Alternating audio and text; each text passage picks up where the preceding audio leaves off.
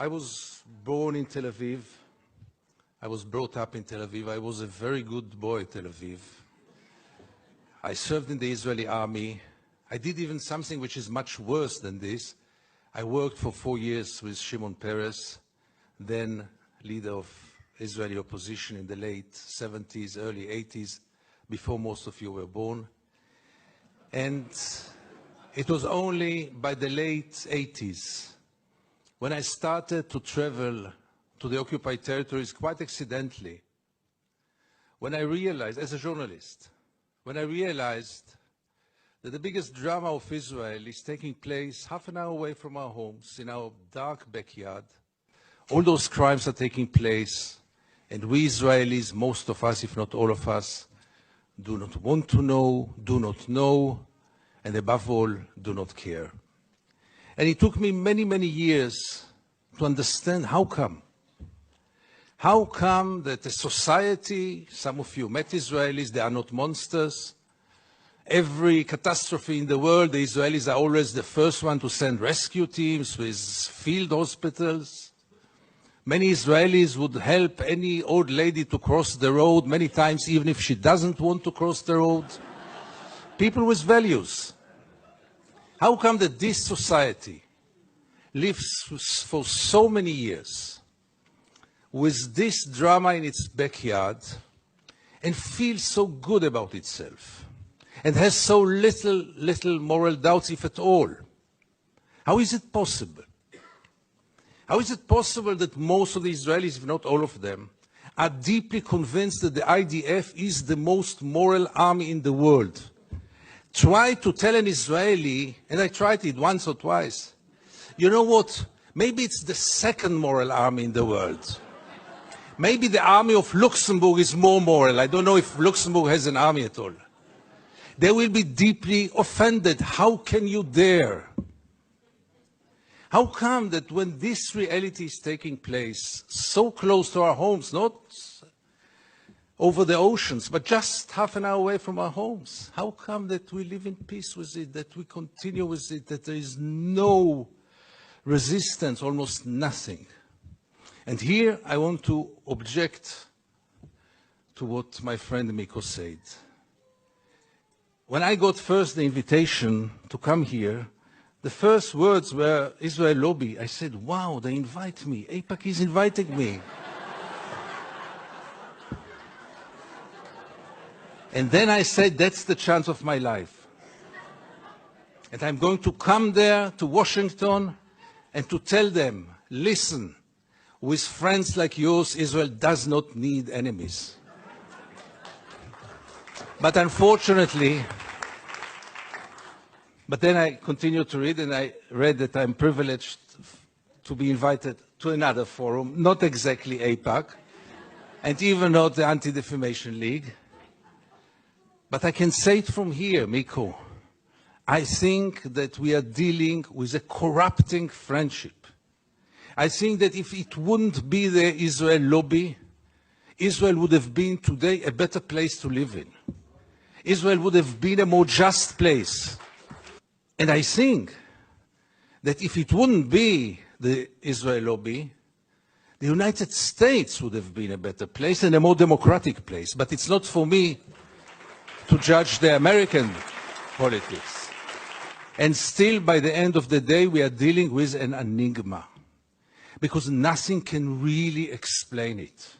Nothing can explain how administration after administration, legislators after legislators, are going in the very same way, which contradicts American interest in so many cases, which contradicts international law, human rights, moral values, you name it. Can it be only this small group, as powerful as it is? Is it the full explanation? I doubt it, but that's for you to decide, not for us in Israel. But for us in Israel, or at least for me, it is very clear. Think about a relative of yours or a friend of yours who is, God forbid, a drug addict. There are two ways to deal with him. One is to supply him with money and he will go and buy more drugs. He will be very grateful to you. He will appreciate you. He will tell you, you love me, you are my friend, you are my best friend. The other way is to send him to a rehabilitation center. He will be so mad at you. But what is real care? And what is real love? And what is real friendship? And does anyone in this hall have the slightest doubt that Israel is occupation addicted? But, and therefore for me, this conference here is so crucial and so important. Because we have to face reality.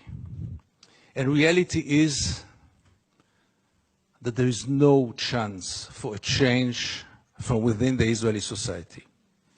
No way. I'll try to explain why. But if this is the case, the only hope is for an international intervention. And the only hope is from this place, from Washington, from the United States, from the EU, only from there. Because the Israeli society is by far today too brainwashed. Really to believe that 5 million Jews know better than 6 billion people of the world? Really believe that 5 million Jews will be able to continue to live on their sword forever? Is there one example in history in which any country lived on its sword forever? Empires? Really believing that in the 21st century it is acceptable to ignore the international law in such a way, to ignore the international institutions, and to rely only on the United States and Micronesia. Let's not forget this friend of Israel. And recently also Czech Republic. Thank you, Czech Republic. And Canada, your neighbor, obviously. Does it work? Had it ever worked? So therefore it is so crucial for people like me to see any kind of change here in the United States. And we jump on any sign. When J Street was established, we say, yeah, here it comes. And it didn't come. When Obama was elected, I had tears in my eyes. I said, here it comes. And it didn't come. And when I see conferences like here today, again, it gives me some hope that change might happen. Because change will have to take place here. In Israel, it's a lost case. Forget about it. The Israeli society had surrounded itself with shields, with walls, not only physical walls, but also mental walls. I don't want to get into it because it's another lecture, but I'll just give the 3 principles which enable us Israelis to live so easily with this brutal reality. A, most of the Israelis, if not all of them, deeply believe that we are the chosen people. And if we are the chosen people, we have the right to do whatever we want. B, there were more brutal occupations in history. There were even longer occupations in history, even though the Israeli occupation gets to quite a nice record. But there was never in history an occupation in which the occupier presented himself as the victim. Not only the victim, the only victim around. This also enables any Israeli to live in peace because we are the victims. The other day, Professor Falk spoke about this dual strategy of Israel of being a victim on one hand and manipulating on the other hand. After what happened in Paris and in Copenhagen with the terror attacks, Benjamin Netanyahu came with the notion all the Jews must come to Israel. It's the safest place for the Jews in the world. It's a shelter for the Jews in the world. Which is wrong, because Israel is today the most dangerous place on earth for Jews. But let's put it aside. It was only 24 hours later when he said Israel is an existential threat under the Iranian bomb. And I asked myself, How can you dare call Jews to come and to join this suicidal project when the Iranians are going to bomb us?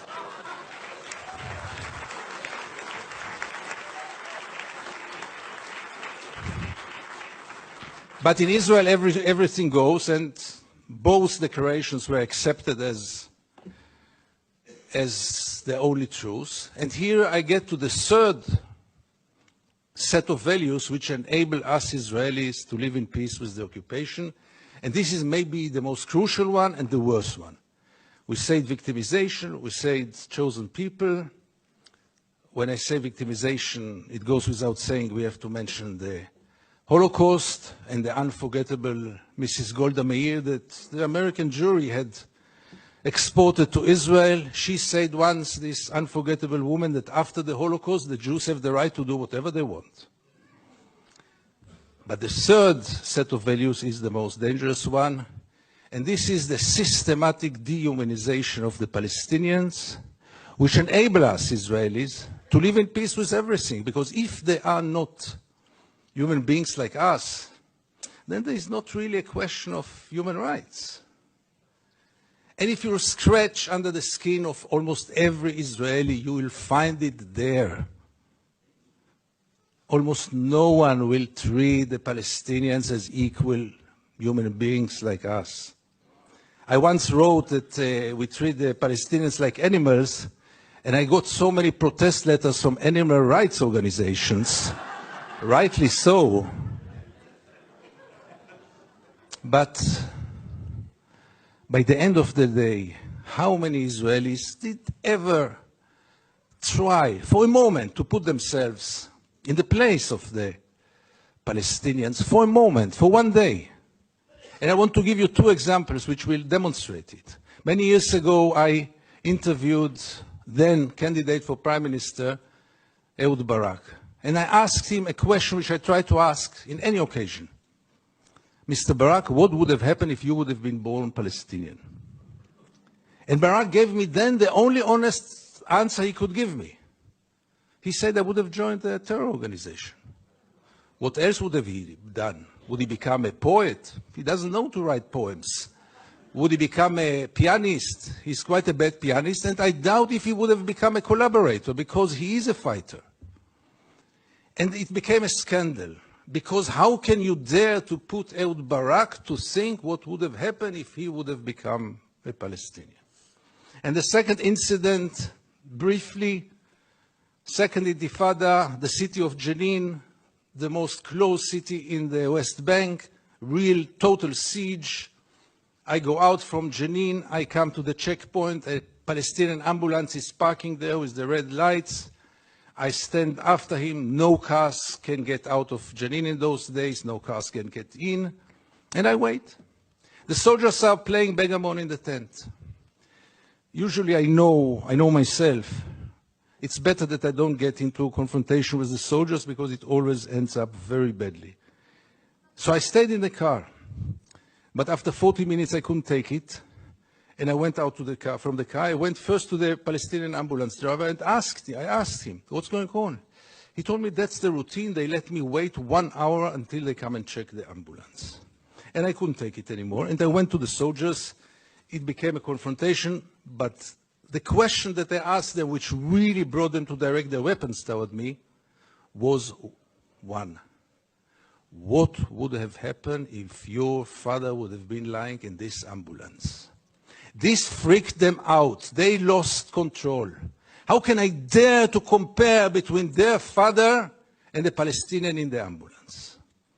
And this set of beliefs that they are not human beings like us enable us, Israelis, to live in so much peace with those crimes, ongoing crime for so many years, with losing any kind of humanity, values. I heard today people talk about Jewish values. I must be frank with you, I don't know what are Jewish values. I know what are universal values. Let's not get into it, really.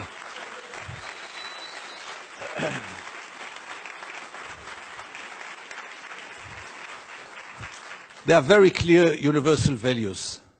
And there is a very, very clear international law. But for most of the Israelis, international law is very important. But not for Israel. Israel is a special case. Why is it a special case? And again, you get with all those set of values, with this living in denial. And here I want to get back to the topic of our panel. Is it good for Israel? No, it's very corrupting. Because as long as the United States enable Israel to continue, obviously the Palestinians are the first and direct, unbelievable victim of it. But by the end of the day, what will Israel be after all those years? What is it already today? Where does it direct to?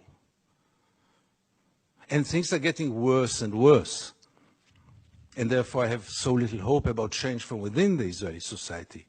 Because things, as you might know, are going more and more to the nationalistic, militaristic, religious direction, with very little hope that change will come from within. Why would Israelis go for a change?